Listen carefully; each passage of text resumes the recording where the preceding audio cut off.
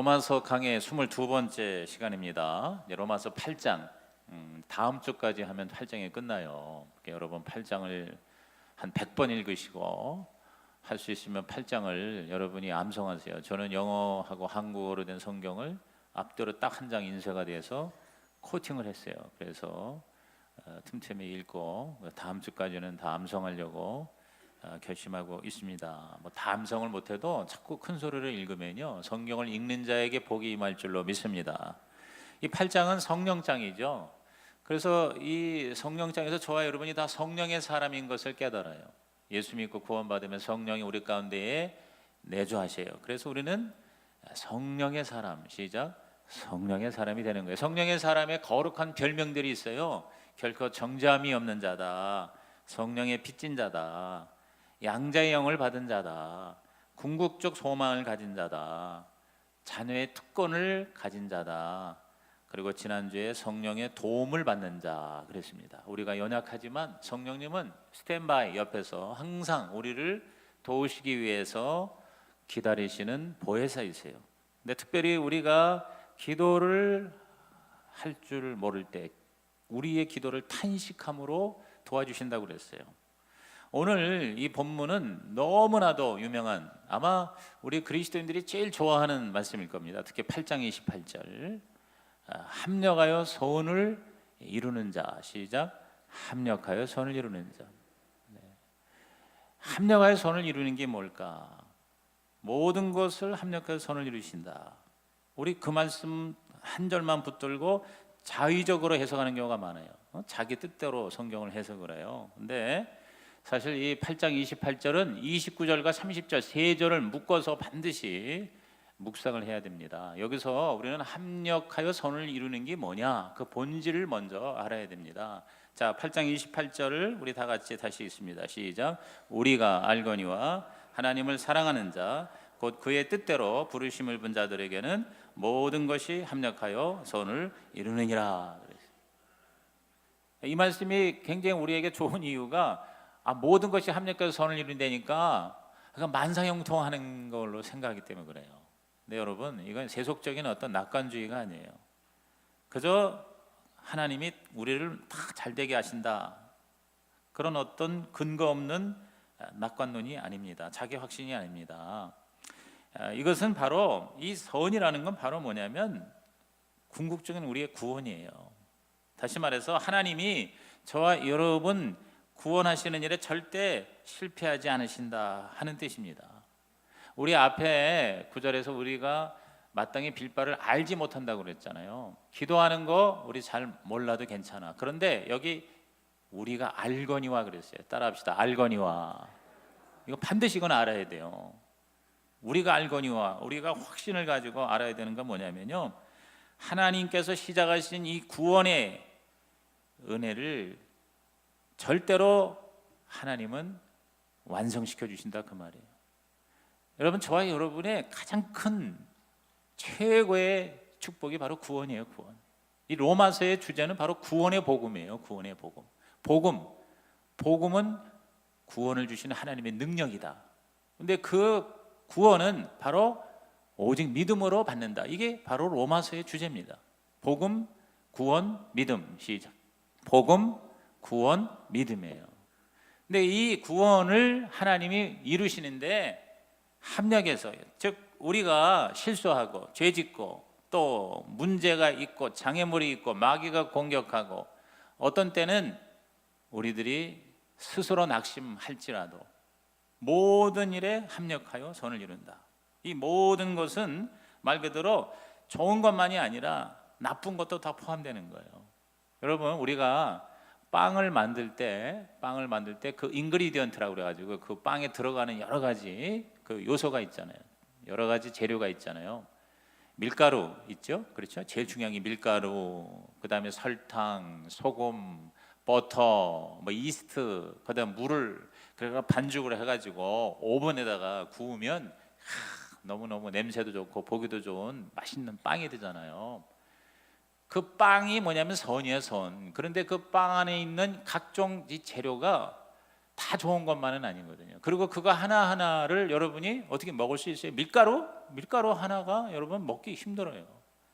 소금 이거 어떻게 먹어요? 그렇죠? 그 자체 하나로는 별 볼 일이 없어요. 어떤 거는 내가 싫어하는 것도 있어요. 그런데 그것이 다 합력하면 이렇게 하나가 되어서 그 제빵사의 손에 잘 이렇게 반죽이 돼가지고 손질이 되면 아름다운 빵이 완성되는 것처럼 오늘 저와 여러분의 삶에 하나하나가 별 볼 일이 없는 것 같아요. 어떤 경우에는 보기가 딱한 것도 있어요. 실수도 있고 실망도 있고 실패도 있어요. 그러나 이 모든 것이 하나님의 손에 하나님의 그 구원의 섭리에 반죽이 될 때 아름다운 하나님의 작품이 된다. 할렐루야. 이것이 바로 저와 여러분의 합력선의 의미인 것입니다. 오늘 우리가 어떤 걸 하나 잃어버리면 자꾸 그것을 내가 얻어야만 내가 선이라고 생각해. 내가 좋은 것이라고 생각해. 여러분 돈을 잃어버렸어. 어떻게 해서든지 잃어버린 돈을 내가 다시 찾아야 돼. 근데 그렇지 않을 때가 얼마나 많아요. 그래서 우리는 좌절하고 우리는 실망합니다. 내가 건강을 잃었어요. 이 건강을 내가 회복해야 되는데 이게 안 돼 가지고 우리는 낙심하고 좌절하고 불행하고 그리고 하나님을 원망하는데 여러분 하나님은요. 여러분이 잃어버린 거 그걸 그대로 회복해야만 합력해서 선이 되는 게 아니에요. 내가 갑을 잃어버렸는데 다시 갑을 못 찾아도 하나님은 을을 통해서 우리를 회복시켜 주시고 병을 통해서 우리를 온전케 해 주신다는 것입니다. 할렐루야. 돈을 잃은 자에게 어떻게 보면 더 귀한 것을 얻게 하시는 하나님, 건강을 잃어버린 우리에게 오히려 건강보다도 더 우리에게 유익한 선을 이루시는 하나님, 오늘 그 하나님을 여러분이 절대적으로 믿으시기를 주님의 이름으로 축원합니다. 그러므로 여기서 말하는 이 선이라는 것은요 완전한 구원을 의미하는 것이에요. 오늘 저와 여러분에게 가장 중요한 건 구원받는 거예요. 구원받는 거예요. 죄를 사함받고 이 땅에서의 진정한 삶의 목적을 이루고 그리고 무엇보다도 우리가 죽어서 지옥 가지 않고 천국 가는 거예요. 하나님의 나라에 들어가는 거예요. 여러분 이것처럼 더 우리에게 선이 어디 있겠습니까? 이것처럼 더 중요한 것이 어디 있겠습니까? 그 김정남 암살, 독살 당한 걸 보면서 인간의 허무함과 비정함을 우리도 절실히 느끼지 않습니까? 그 같은 혈육인데도 불구하고 저렇게 권력 잡은 자가 저렇게 자기만 생각할 때 얼마나 무서운 악이 만천하에 드러납니까? 그 로얄 패밀리로 태어났지만 저렇게 전전긍긍 숨어 지내다가 비참하게 순식간에 독극물에 의해서 이 세상을 떠나는 이 모습에 우리 인생이 얼마나 허무합니까? 근데 오늘 저와 여러분은요 이 세상에 어떻게 사는 것도 중요하지만 정말 중요한 것은 죽음을 이기고 영생을 누려 우리 하나님의 나라 천국에서 하나님과 함께 사는 것, 이것이 저와 여러분의 진짜 삶의 모습이 되기를 주님의 이름으로 축복합니다. 내가 정말 이 세상의 모든 걸 다 잃어도 우리가 하나님의 생명을 얻고 구원을 받아서 그 구원이 나에게 확실하다면요 이 세상에 있는 어떠한 안 좋은 것도 합력하여 좋은 것으로 선으로 궁극적으로 하나님의 영광이 될 줄로 믿는 것입니다. 그것이 합력하여 선을 이룬다는 것이에요. 저와 여러분이 예수를 믿는 궁극적인 목적이 뭐겠어요?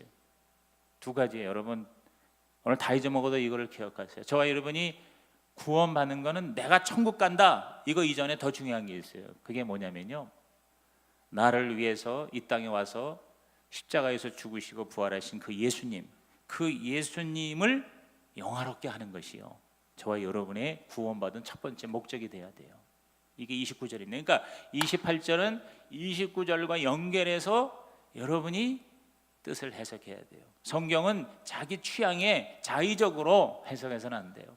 항상 하나님의 뜻이 무엇인가, 성경 전체 본문과 문맥이 의미하는 메시지가 무엇인가, 이것을 우리들은 늘 염두에 둬야 돼요. 자, 29절을 다 같이 읽어봅니다. 시작. 하나님이 미리 아신 자들을 또한 그 아들의 형상을 본받게 하기 위하여 미리 정하셨으니 이는 그로 많은 형제 중에서 맏아들이 되게 하려 하심이라 그랬어요.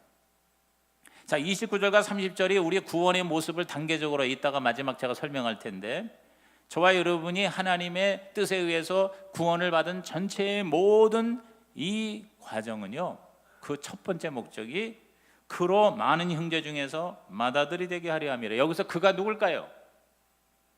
예? 여기서 그로 많은 형제 중에서 맏아들이 되게 한다. 그가 누구예요? 예수님이죠. 예수님. 저와 여러분을 구원하신 예수님이에요. 교회의 머리가 되시고 하나님 나라의 왕이 되시며 인류의 구원자가 되시는 이 예수님, 그 예수님의 그 위치를 혈통적인 의미로 바꾸어 설명한 것이 바로 맏아들인 것입니다. 맏아들. 하나님은 그의 아들이신 예수님, 그 외아들인데, 외아들을 이 땅에 보내셔서 십자가의 희생을 하게 하심으로 더 많은 아들을 얻으셨어요. 저와 여러분입니다. 아멘. 그래서 예수님이 외아들에서 맏아들이 된 거예요. 맏아들이 돼서. 그러니까 어떻게 보면 우리는 예수님의 동생이 된 격이야. 혈통적으로 설명을 하면. 그런데 여러분, 예수님께서 이 땅에 오셔가지고 그 십자가의 희생을 한 가장 큰 보람이 뭐냐? 그게 바로 저와 여러분이에요. 우리가 구원을 받는다는 것은 예수님에게는 말할 수 없는 보람이에요. 행복이에요. 영광이에요. 할렐루야. 예수님이 그렇게 희생을 하셨는데 하나님의 아들로서 인간이 되신 것만 해도 어마어마한 자기 비천함인데 거기다가 십자가에서 죽으시기까지 하셨어요. 그런데 그 결과 아무도 구원을 못 받았다면 여러분, 예수님이 얼마나 억울합니까? 예수님이 얼마나 기가 막힙니까?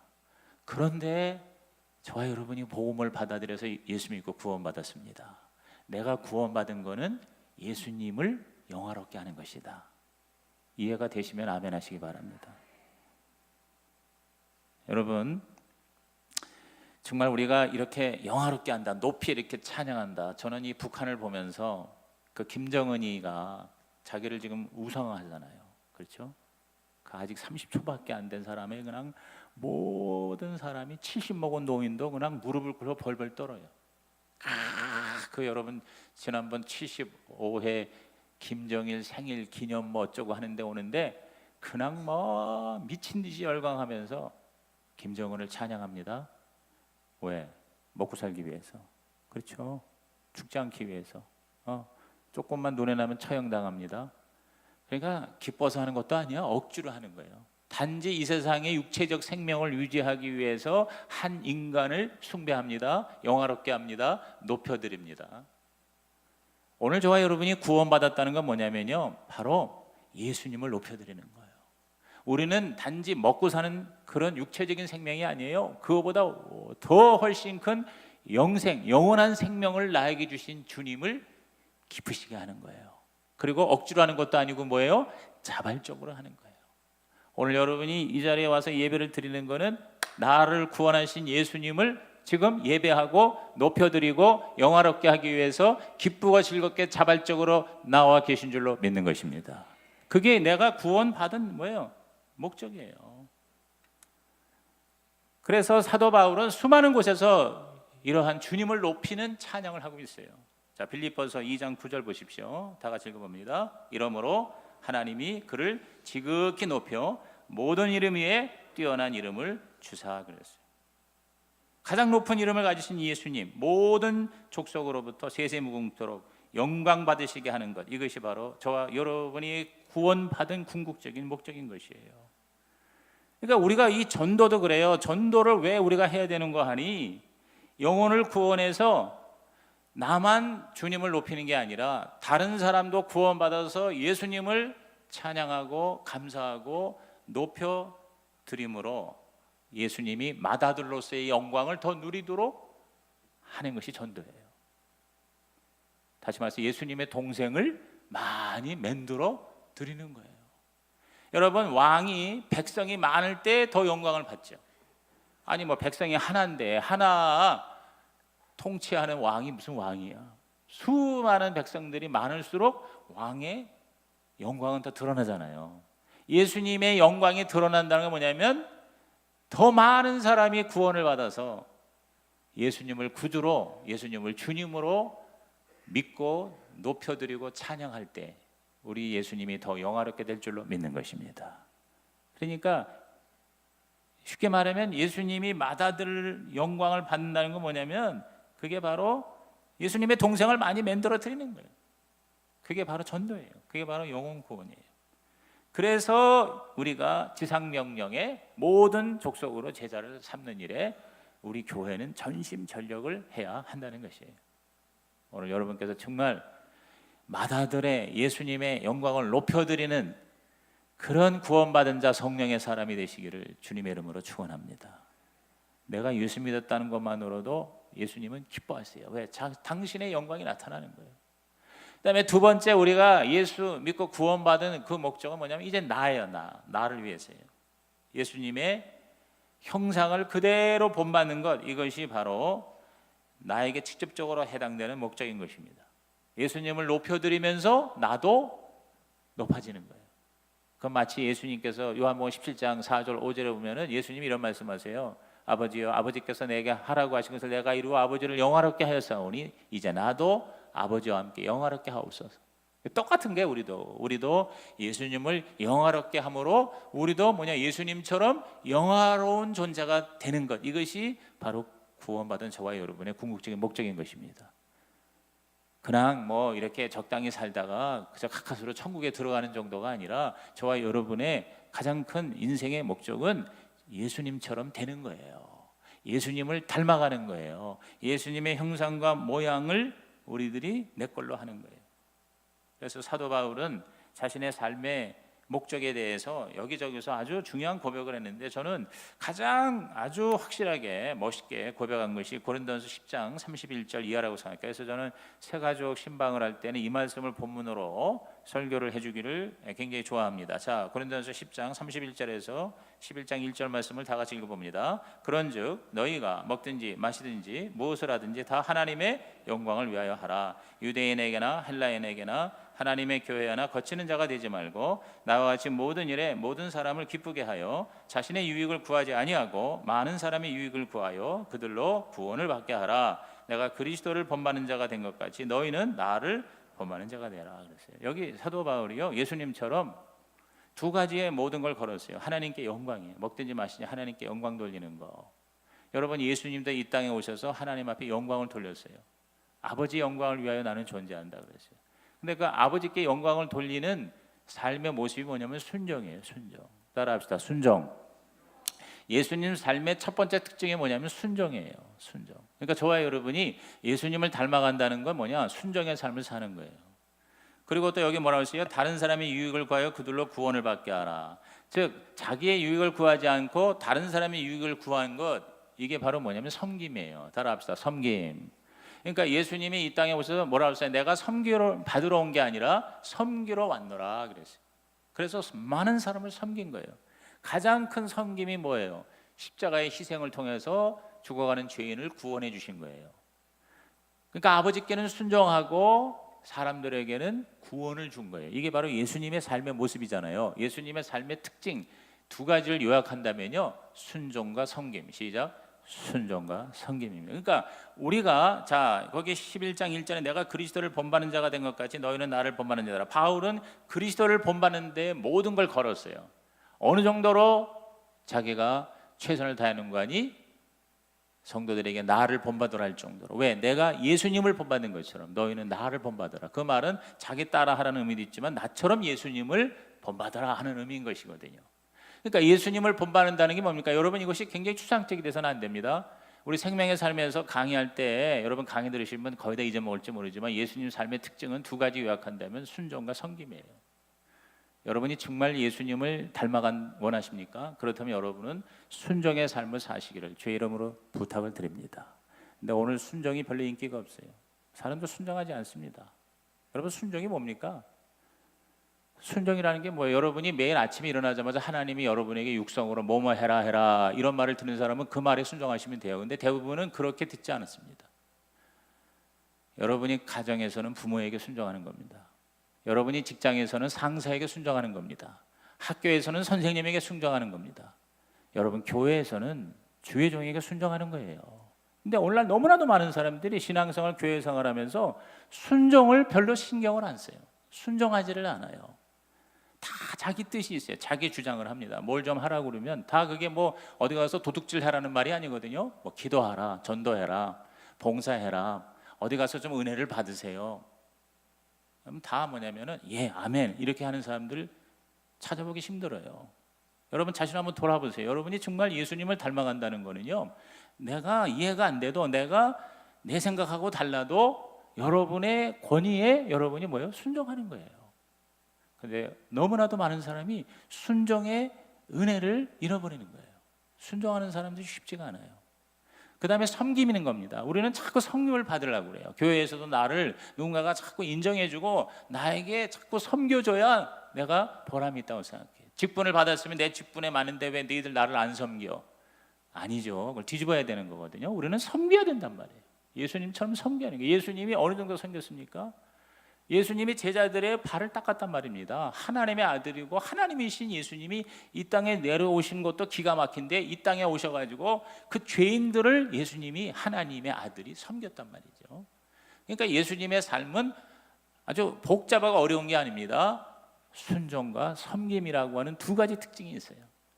이 두 가지 특징에 내가 그것을 닮아가는 거예요. 그것을 내가 쫓아가면서 예수님의 형상과 모양을 똑같이 닮아가는, 이것이 바로 구원의 완성이고 이것이 바로 구원의 목적이라는 것이죠. 저와 여러분이 정말 구원받았다면, 여러분이 정말 내가 예수를 잘 믿는다는 것은 바로 이 예수님을 본받는 것이 여러분의 진짜 삶이 되시기를 주님의 이름으로 축복합니다.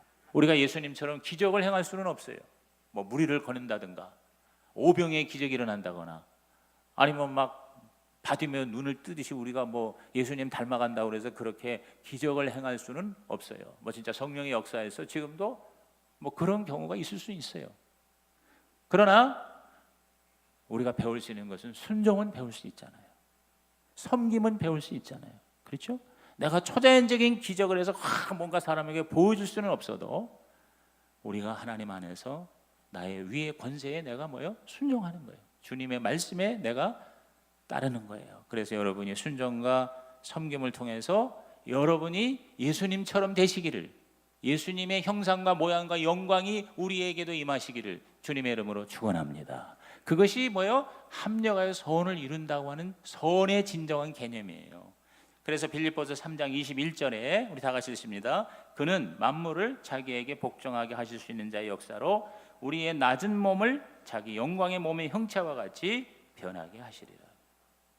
우리의 낮은 몸을, 우리 이 죄된 몸을 자기 영광의 몸의 형체와 같이 변하게 하시리라. 이야, 얼마나 기가 막힌 축복입니까? 이게 정말 절실히 우리 가운데 이것이 깨달아지기를 주의 이름으로 축복합니다. 그러나 막연한 교리적인 얘기가 아니라 나의 낮은 몸을 예수님의 영광의 몸의 형체와 같이, 우리가 예수님의 몸처럼 된다는 거, 이것은 최고의 축복이에요. 최고의 성공이에요. 뭐 세상에 나가서 뭐 재벌이 되는 거, 여러분 이거는 비교할 수 없는 거예요. 내가 예수님처럼 된다. 내가 예수님의 영광의 몸의 형체처럼 된다. 우리가 구원받는다는 것은 에덴 동산 잃어버린 걸 다 회복하는 건데, 여러분 예수 믿자마자 영적으로 죽은 게 살아나요. 다시 말해서 하나님하고 교통하게 돼. 예배가 살아난다는 거예요. 영이 살아나는 거예요. 영이. 그 다음에 우리의 혼이 살아나는 거예요.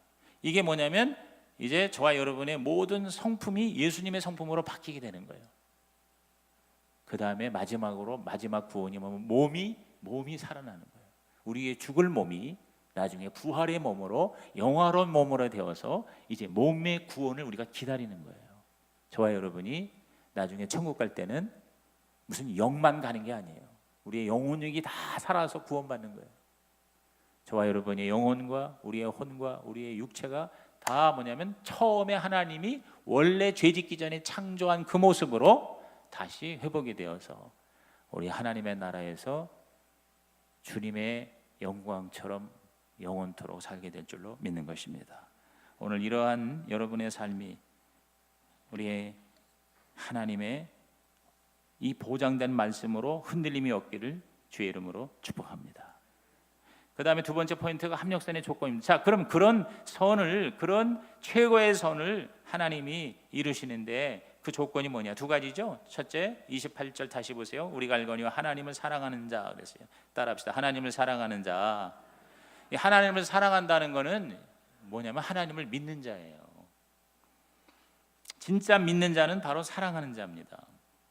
여러분이 하나님을 믿는다는 거는 하나님의 존재가, 하나님이 계시다는 것을 인정하는 정도가 아니잖아요. 하나님을 내가 뭐예요? 인격적으로 내가 사랑하는 거예요. 인격적으로 내가 모셔드리는 거죠. 그렇죠?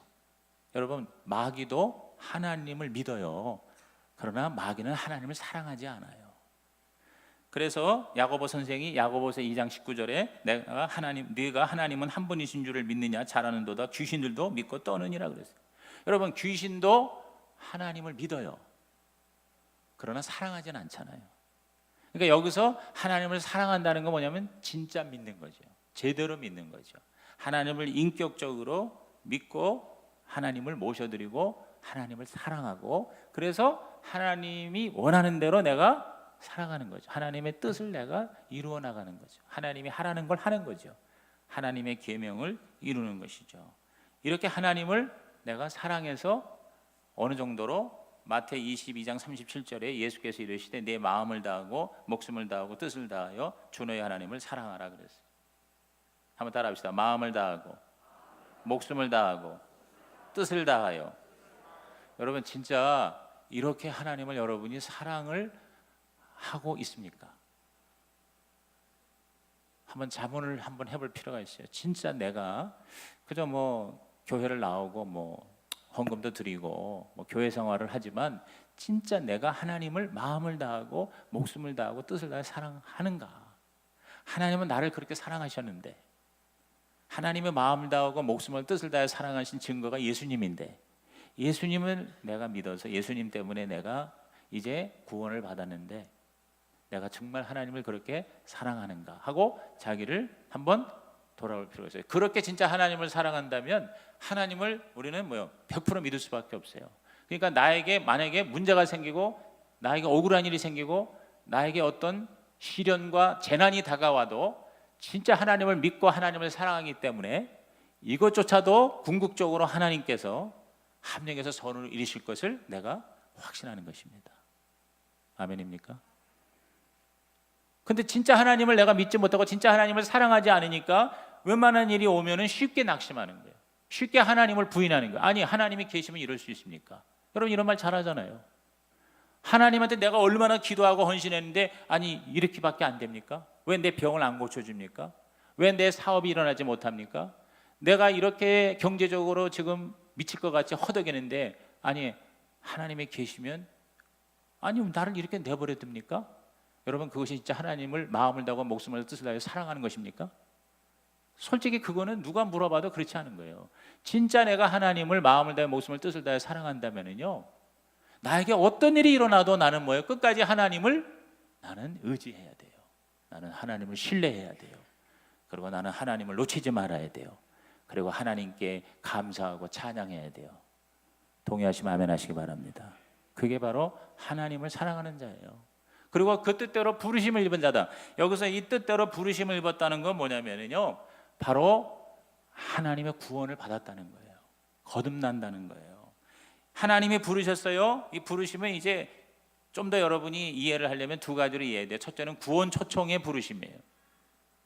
예수님을 나의 구주로 영접하라는 구원 초청의 복음에 내가 그 부르심에, 그 하나님의 그 부르심을 입은 거는 뭐냐면 내가 예수님을 믿고 하나님을 영접한 거예요. 두 번째는 바로 사명의 부르심이에요. 구원 초청의 부르심과 함께 사명을 내가 하나님으로부터 받았다. 그거는 구원받고 난 다음 얘기예요. 근데 가장 중요한 건 내가 거듭나는 거예요. 여러분이 단지 교회 출석하는 게 아니라, 단지 교리적으로 동의하는 게 아니라 정말 근본적으로 내가 다시 태어나는 거예요. 다시 중생하는 거예요. 다시 거듭나는 거예요. 저와 여러분이 하나님의 자녀 확실하게 되는 거예요. 이렇게 하나님의 자녀로 구원받은 자는 모든 것이 합력하여 선을 이룬다는 것입니다. 오늘 여러분께서 그러므로 제일 중요한 거는요, 구원의 확신이에요. 구원의 확신이에요. 다른 확신, 뭐 내가 이 세상에서 좀 더 잘 살고 좀 더 못 사는 이런 정도가 아니라 내가 오늘 죽어도 천국 갈 수 있다는 확신을 가져야 돼요. 오늘 여러분이요, 내가 좀 더 종교 생활을 잘한다, 내가 신앙생활을, 교회 생활을 남보다 더 잘해서 뭐 집사 되고 장로 되고 그다음에 또 무슨 뭐 회장 되고, 여러분 이것보다 더 중요한 건 내가 거듭났냐는 거예요. 내가 정말 구원받았는 거예요. 내가 정말 죄사함 받았냐 그 말인 것이에요. 여러분이 정말 죄사함 받고 구원받고 거듭났다고 하는 확신이 있으면은 모든 것이 합력하여 선을 이루게 될 줄로 믿는 것입니다. 할렐루야. 그러면 그 구원에, 그 합력하여 선을 이루는 그 구원의 단계가 있어요. 단계가. 이거를 골드 체인이라고 그래요. 구원의 금사슬. 이게 바로 29절 30절 연이어서 5단계로 나옵니다. 여러분, 그냥 내가 구원받았다 이 정도로만 이해하는 거하고 이 5가지 구원의 단계를 정확하게 이해하는 거하고는 엄청나게 차이가 있습니다. 자, 29절부터 30절까지 다시 읽어봅니다. 시작. 하나님이 미리 아신 자들을 또한 그 아들의 형상을 본받게 하기 위하여 미리 정하셨으니 이는 그로 많은 형제 중에서 맏아들이 되게 하려 하심이니라. 또 미리 정하신 그들을 또한 부르시고 부르신 그들을 또한 의롭다 하시고 의롭다 하신 그들을 또한 영화롭게 하셨느니라. 자, 거기다 밑줄 치세요. 미리 아신 자 밑줄 치세요. 미리 아셨다. 두 번째, 미리 정하셨으니 밑줄 치세요. 그래서 예지와 예정입니다. 미리 아신 걸 예지, 미리 정하는 걸 예정이라고 그래요. 그 다음에 30절에 부르시고 그랬어요. 부르시고에 밑줄 치세요. 소명입니다. 부른다는 말을 한자어로 소명이라고 그래요. 콜링. 그 다음에 또 의롭다 하시고 밑줄 치세요. 의롭다 하시고. 네 번째, 이건 칭의라고 그래요. 칭의. 그리고 영화롭게 하셨느니라 밑줄 치세요. 영화롭게 하셨다. 이제 성화를 거쳐서 영화죠. 그래서 이제 5단계가 있습니다. 자, 미리 아신다는 이 예지. 이 예지라는 게 뭐냐면요, 우리가 예수님을 진실로 믿고 안 믿고를 하나님은 미리부터 아셨다는 거예요. 우리가 하나님의 자녀인 것을 하나님은 처음부터, 이 처음이라는 게 뭐냐면 우리가 태어나기 전이에요. 아니, 세상이 창조되기 전이에요. 그래서 사도 바울은 에베소서 1장 4절에서 기가 막히게 말씀합니다. 자, 읽어볼까요? 곧 창세전에 그리스도 안에서 우리를 택하사 우리로 사랑 안에서 그 앞에 거룩하고 흠이 없게 하시려고. 자, 창세전이라고 그랬어요. 시간과 공간이 창조되기 전에 그리스도 안에서 우리를 택하셨다. 그때부터 하나님은 우리를 아시고 그리고 우리를 정하셨다. 이 정하셨다는 것이 바로 선택하셨다. 너는 내 자녀다. 예지하신 후에 예정을 하시는 겁니다. 근데 여러분, 이 예정을, 이 선택을 여러분께서 오해하시면 안 돼요. 이 예정론이라고 그래가지고 이렇게 이해하는 사람이 있어요. 하나님이 누구는 구원받고 누구는 구원 안 받고를 정하셨다, 그런 개념이 아니에요. 모두에게 구원은 다 열려 있어요. 누구나 다 구원받을 수 있어요. 누구든지 예수 믿으면 구원을 얻으리라. 할렐루야. 그런데 그거를 내가 받아들이느냐 안 받아들이냐, 나에게 달린 겁니다. 그거를 하나님이 예지 예정하신다는 거예요. 그러니까 우리 입장에서는 내가 예수 믿었지만 사실 그 믿음조차도 내가 한 게 아니라 하나님이 믿게 하신 것 같아. 여러분, 그렇게 느껴져요, 안 느껴져요? 느껴져요. 그게 정상이에요. 내가 선택했는데 알고 가만히 돌아보니까 내가 선택할 수밖에 없게끔 하나님이 그렇게 역사하신 것 같아. 그러니까 아무리 내가 우리 믿으라고 해도 안 믿잖아요. 아무리 해도 안 믿어요. 그러니까 그걸 보면서 뭘 느끼냐면, 이 믿는 것도 하나님이 믿게 하셔야 믿는 것 같구나, 이렇게 느껴지잖아요. 그러니까 내가 어쩌다가 그걸 받아들여서 내가 예수를 믿고 그래서 이렇게 와서 하나님 앞에 예배 드리는 게, 이게 진짜 기가 막힌 하나님의 은혜예요. 하나님의 예정의 은혜예요. 그리고 나를 부르셨다. 소명이죠. 하나님이 나를 부르셨고, 이거 부르셨다는 건 이제 예수님을 믿도록 하나님께서 이끌어 주셨다. 그리고 의롭게 하셨다. 죄가 있음에도 불구하고 하나님의 자녀로 의롭다 여기셨다. 이거 지금까지 계속 공부한 겁니다. 그리고 이제 영화롭게 하셨다. 즉 이제 완전히 하나님의 자녀로 우리의 몸까지도 구원하시도록 하나님이 우리를 완성시켜 주셨다.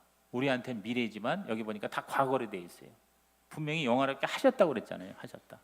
그러니까 이 구원의 전 과정을 보면은요, 하나님이 말입니다. 예를 들어서 100명의 사람을 예지 예정하셨다면 그 100명을 끝까지 부르시고 끝까지 의롭다 하시고 끝까지 영화롭게 하시는 거예요. 한 1500명 이렇게 시작해가지고 중간에 다 이 5단계 거치면서 잃어버려가지고 나중에 한 100명밖에 안 남는 게 아니에요. 하나님이 100명을 예지하셨는데 그 중에 한 200명이 사라져서 1300명을 예정하시고 1300명에서 몇백 명이 사라져가지고 한 800명을 부르시고 그 중에서 또 사라져서 또 한 500명을 의롭게 하시고 그 중에서 또 중간중간 탈락 해가지고 나중에 한 100명, 한 60명만 영화롭게 하셨다. 그게 아니란 말이에요. 저와 여러분 한 번 하나님이 구원을 시작하신 것은 한 사람도 예외 없이 끝까지 그 구원을 완성시켜 주실 줄로 믿습니다. 이것이 바로 합력하여 선을 이루시는 진정한 의미인 것입니다. 이것이 바로 예수님이 다 이루었다. 그 안에는 나의 실수와 나의 실패와 나의 실명조차도 하나님의 합력 손에 의해서 아름다운 작품. 여러분 보세요. 아주 기가 막힌 그 명화를 보면은 거기에 예쁜 어떤 그 인물만 있는 게 아니고 또 환한 색깔만 있는 게 아니라 저 배우의 시커먼 배경도 있고, 그리고 그 주인공하고 별로 비교도 안 되는 그런 여러 군중들, 사람 같지도 않은 사람들도 되어 있어요. 시커먼 부분도 있고 환한 부분도 있어요. 다시 말해서 명암이 있어요. 명암이 전체적으로 조화를 될 때 기가 막힌 명품 작품이 되는 거 아닙니까? 명화가. 우리 인생도 마찬가지라는 거예요. 저와 여러분에게 여러 가지 실수가 있고 문제가 있고 장애물이 있고 고통이 있고 좌절이 있고 실망과 불행이 있어도 그것이 불행이 아니라 하나님이 전체 구원의 섭리 가운데에서 저와 여러분을 완성시키고 딱 보니까 최고의 아름다운 걸작품이 저와 여러분에게 주어지는 줄로 믿는 것입니다. 저 프랑스의 루브르 박물관에 어떤 그 조각품 중에 지나가는 사람들의 발걸음을 멈추게 할 정도의 위대한 작품이 있는데, 근데 애석한 것은 이 작품을 누가 만들었는지 이름을 알 수가 없다는 거예요. 대신에 눈물겨운 스토리가 있어요. 전설이 있어요. 어느 가난한 조각가가 헐벗고 굶주려가면서도 피와 땀을 짜내는 노력의 결과로 목숨을 걸고 작품을 완성시켰어요. 그런데 갑자기 날씨가 추워지면서 그 조각품을 그냥 놔뒀다가는 이 얼어서 이 쪼개지고 흠이 날 것 같은 상황이 벌어졌대요.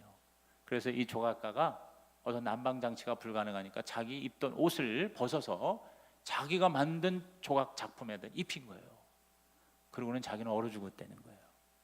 이것이 무슨 꾸며낸 얘기인지 실화인지는 모르는데 그냥 실화라고 저는 전해 들었는데요. 그래서 결국 자기는 죽었지만 작품은 살아난 거예요. 얼마나 그 작품에 자기가 애정을 쏟고 심혈을 기울였는지 자기 목숨보다도 더 귀하게 여겨서 결국은 그 작품을 옷을 덮고 자기는 얼어 죽었다는 거예요. 저는 이 스토리가 바로 저와 여러분에게 적용된다고 봐요. 우리가 바로 그 작품이에요. 하나님이 저와 여러분을 조각을 하셨어요. 그런데 우리를 너무 사랑하기 때문에 자기 목숨까지 버리셨어요. 그것이 예수 그리스도이신 것입니다. 여러분, 이 세상에 하나님이 인간을 위해서 죽으신 종교는 우리 십자가 기독교밖에 없습니다. 인간이 신을 위해서 제물로 바쳐졌다는 얘기는 있어도 신이 인간을 위해서 제물이 되어서 십자가에 제물이 되어서 죽은 종교는 여러분 기독교밖에 없어요. 이게 바로 하나님의 은혜예요. 이게 바로 기독교예요. 오늘 그만큼 하나님의 저와 여러분을 사랑하신다는 거, 이것을 여러분께서 절실히 깨닫고 나도 그 주님을 그렇게 사랑한다면 저와 여러분의 모든 일생은요 합력하여 최고의 선으로 완성될 줄로 믿는 것입니다. 그래서 저는 여러분의 믿지 않은 남편, 여러분의 정말 사랑하는데 예수 믿지 않은 그 사람들을 위해서 전도하잖아요. 그럴 때 이렇게 기도를 하면 좋을 것 같아요. 왜냐하면 여기 보니까 구원은 하나님께서 일단 예지 예정하시면 영화롭게 하셨다는 다 과거형으로 나오거든요. 앞으로 이렇게 될 거다가 아니에요. 과거형이에요. 이미 다 된 거예요. 그러니까 우리에게는 불확실한 미래는 있을 수 없습니다. 믿지 않은 남편을 둔 믿음의 아내는 이렇게 기도할 수 있습니다. 하나님이 내 남편을 미리 아셨고 미리 정하셨고 부르셨고 의롭다 하셨고 영화롭게 하셨다고 믿고 기도합니다. 이렇게 기도하는 거예요. 여러분이 전도하려는 그 사람 영혼을 하나님은 미리 아시고 미리 정하시고 부르시고 의롭다 하시고 영화롭게 하셨습니다. 저는 그렇게 믿고 기도하오니 주여 저를 구원하여 주시옵소서. 이렇게 기도하는 저와 여러분 됐으면 좋겠습니다. 우리 찬송가 384장을 기도하는 마음으로 부르십시다. 고백으로 나의 갈 길 다 가도록 저와 여러분이 천국 가는 그날까지 예수님이 인도하실 것입니다. 합력해서 선을 이루실 것입니다.